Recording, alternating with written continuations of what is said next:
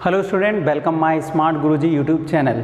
आज मध्य प्रदेश की इस 12वीं क्लास में 12वें लेक्चर में हम मध्य प्रदेश के वन यानी कि मध्य प्रदेश के अभ्यारण्य और नेशनल पार्क को पढ़ेंगे। मैं बताना चाहूँगा, हमने लगभग 11 क्लास यहाँ पे कंप्लीट कर ली हैं। पिछली क्लास में हमने मध्य प्रदेश के जलप्रपातों के बारे में पढ़ा था। आज की क्लास में हम मध्य प्रदेश के नेशनल पार्क जो हैं मध्य प्रदेश में, उनमें क्या इम्पोर्टेंट पॉइंट हैं जो आपको याद रखने चाहिए वो, और इसके अलावा जो नेक्स्ट क्लास होगी उसमें हम मध्य प्रदेश के अभ्यारण्य के बारे में पढ़ेंगे।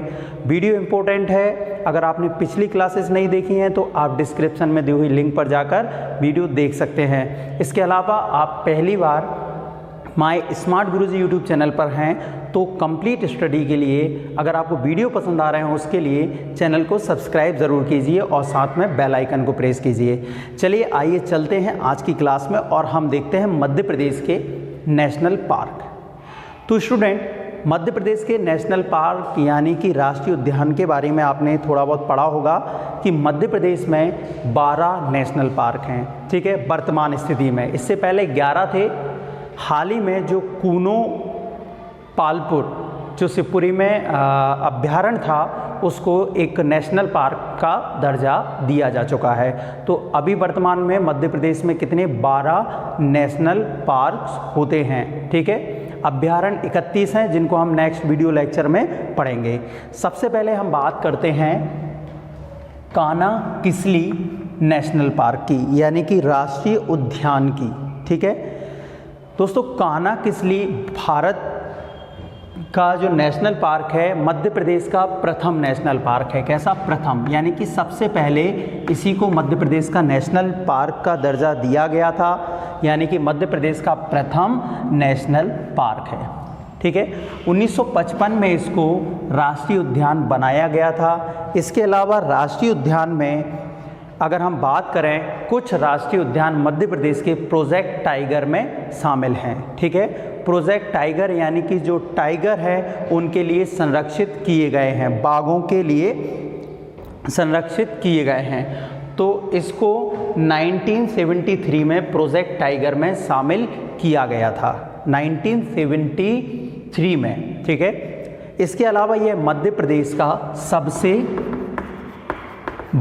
सबसे बड़ा अगर हम बात करें किस चीज़ में, एरिया में सबसे बड़ा नेशनल पार्क यानी कि राष्ट्रीय उद्यान है। इसका एरिया कितना है? 939 यानी कि 939 किलोमीटर स्क्वायर इसका क्या है? एरिया है। इसकी अगर हम महत्वपूर्ण जो खासियत की बात करें, क्या खास है, तो इसमें एकमात्र पूरे भारत में ब्रेडरी प्रजाति का बारहसिंगा नाम का पशु पाया जाता है। बारहसिंगा एकमात्र कहाँ पाया जाता है? कान्हा-किसली में पाया जाता है, ठीक है।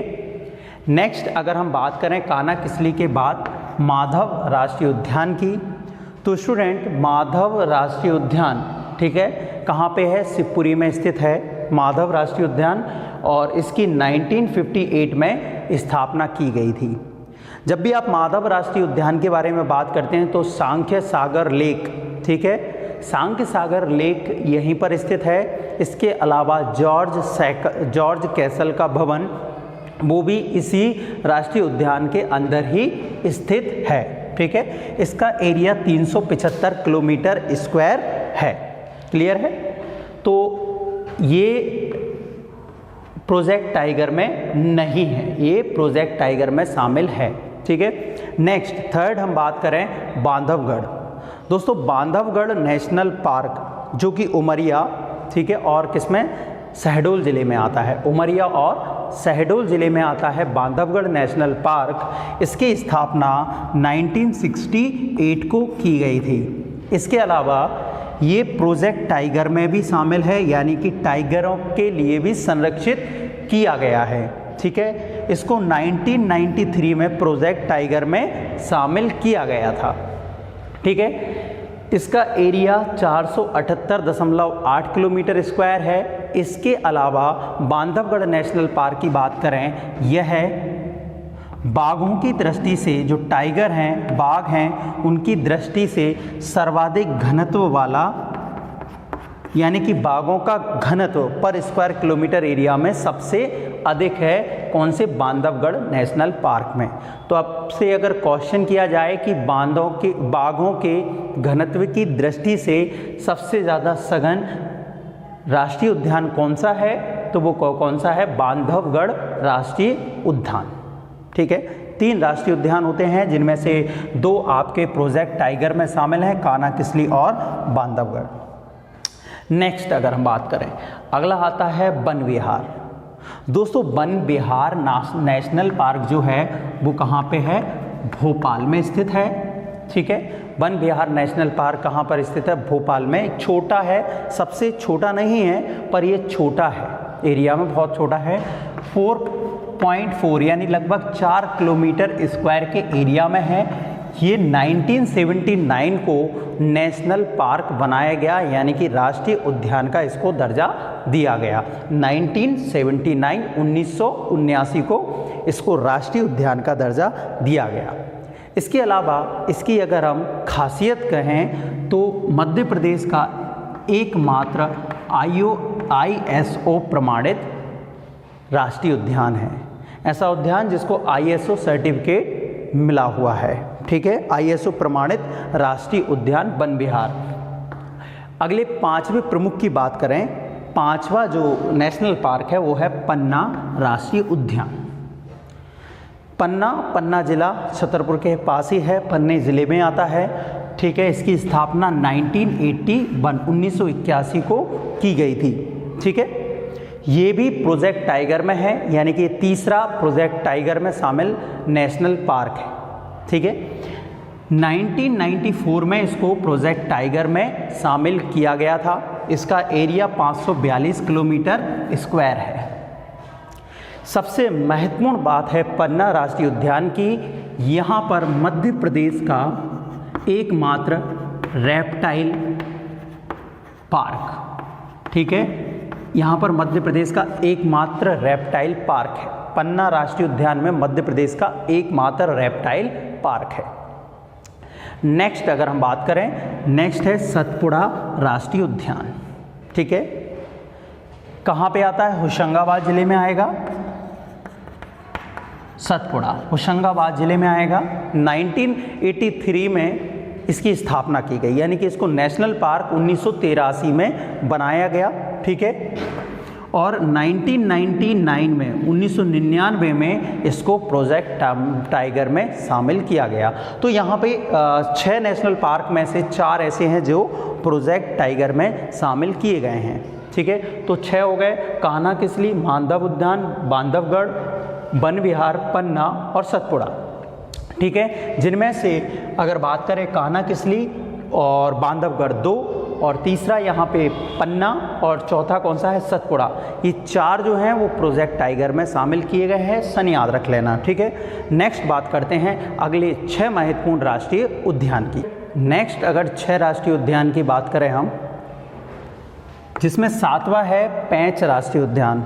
ठीक है, 6 अब पढ़ चुके हैं, 7वां राष्ट्रीय उद्यान है पेंच राष्ट्रीय उद्यान।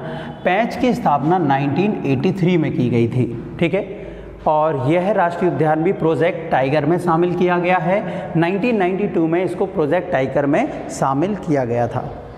देखिए, अगर हम बात करें पेंच राष्ट्रीय उद्यान की, तो इसका नाम इसके बीचों बीच से बहने वाली पेंच नदी, ठीक है, एक पेंच रिवर है जो इसके बीचों बीच से बहती है, उसके नाम पर इसका नाम क्या पड़ा? पेंच। ठीक है कहाँ पे? तो ये छिंदवाड़ा में आता है, छिंदवाड़ा। दोस्तों, पेंच राष्ट्रीय उद्यान जो नेशनल पार्क है, इसका कुछ भाग जो है वो महाराष्ट्र में भी है, यानी कि महाराष्ट्र में भी पेंच राष्ट्रीय उद्यान का कुछ भाग पड़ता है। इसका एरिया 292.8 किलोमीटर स्क्वायर इसका कुल एरिया है। ठीक है, नेक्स्ट आठवां है फॉसिल जीवाश्म उद्यान। दोस्तों, ये कोई पार्क नहीं, ये जीवाश्म पार्क है, पर इसको भी राष्ट्रीय उद्यान का, नेशनल पार्क का दर्जा दिया गया 1968 में। है क्या? यहाँ पर कई लाख साल या कई हजारों साल पुराने कुछ जीवाश्म पाए गए हैं। जीवाश्म मतलब पेड़ पौधों के भी जीवाश्म होते हैं। ठीक है, तो उनके जीवाश्म पाए गए हैं, इसीलिए उसको संरक्षित किया गया है। ठीक है, तो फॉसिल जीवाश्म उद्यान 1968 में मध्य प्रदेश का पहला जीवाश्म उद्यान के रूप में संरक्षित किया गया।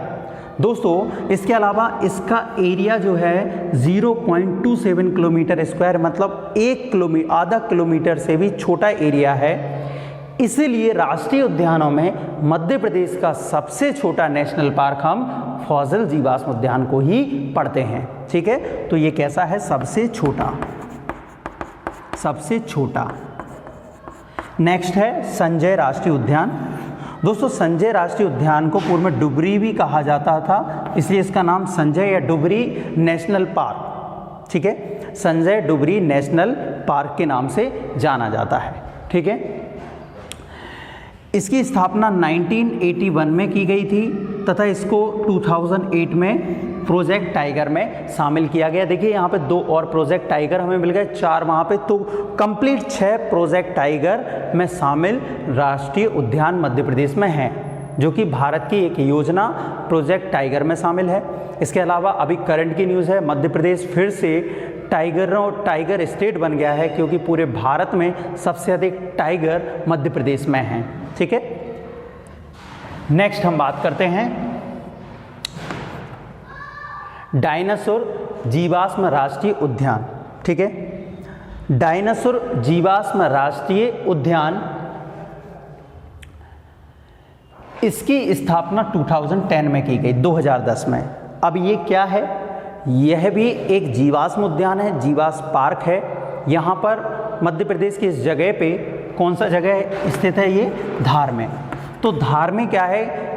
डायनासोर जो कि कई लाख साल पहले विलुप्त हो चुके थे, उनके जीवाश्म यहाँ पर प्राप्त हुए हैं। ठीक है, इसलिए इसको क्या कहा गया है? डायनासोर जीवाश्म राष्ट्रीय उद्यान। ठीक है, देखिए संजय राष्ट्रीय उद्यान सीधी में है, ध्यान रखना, सीधी शहडोल जो आपने सुना होगा सीधी में है। इसके अलावा यह राष्ट्रीय उद्यान, इसकी बात करें तो दूसरा सबसे बड़ा मध्य प्रदेश का राष्ट्रीय उद्यान हुआ करता था, पर क्या है, छत्तीसगढ़ के अलग होने के बाद, ठीक है, इसका लगभग आधा भाग छत्तीसगढ़ में चला गया, इसलिए आधा भाग ये मध्य प्रदेश में है। क्लियर है? संजय डुबरी जो कि कहाँ पे है? सीधी जिले में है। नेक्स्ट हम बात करते हैं ओंकारेश्वर राष्ट्रीय उद्यान।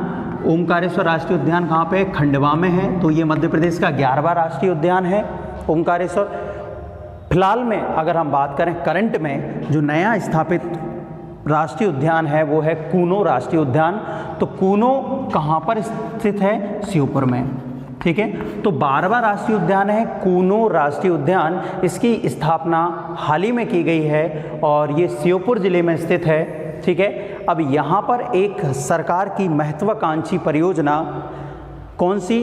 गिर के शेरों को लाकर बसाने की है, यानी कि श्योपुर में गुजरात का जो गिर क्षेत्र है, गिर के जंगल हैं, वहाँ से शेरों को लाकर यहाँ पर बसाने की परियोजना है। तो इसलिए उसको 12वां नेशनल पार्क का दर्जा दिया गया है। तो इस तरीके से हम पूरी अगर एक ओवरव्यू में बात करें तो मध्य प्रदेश में वर्तमान में 12 नेशनल पार्क हैं, जिनमें से 6 नेशनल पार्क को प्रोजेक्ट टाइगर में शामिल किया गया है। ध्यान रखना आप एक एक पॉइंट, 6 नेशनल पार्क को प्रोजेक्ट टाइगर में शामिल किया गया है। सबसे बड़ा national park Kanha Kisli national park है और सबसे छोटा नेशनल पार्क फॉसिल जीवाश्म उद्यान, फॉसिल जीवाश्म राष्ट्रीय उद्यान है। इसके अलावा नया स्थापित जो राष्ट्रीय उद्यान है वो कूनो राष्ट्रीय उद्यान है, जो कि श्योपुर में स्थित है। क्लियर है दोस्तों? मुझे उम्मीद है कि आपको राष्ट्रीय उद्यानों के बारे में समझ में आया होगा। मेन पॉइंट यहाँ पर हम पढ़ चुके हैं। ठीक है, और भी जानकारी के लिए, ठीक है, चैनल को सब्सक्राइब कीजिए, वीडियो को लाइक कीजिए और अपने फ्रेंड्स के साथ शेयर कीजिए। तब तक के लिए आप सभी का बहुत बहुत धन्यवाद।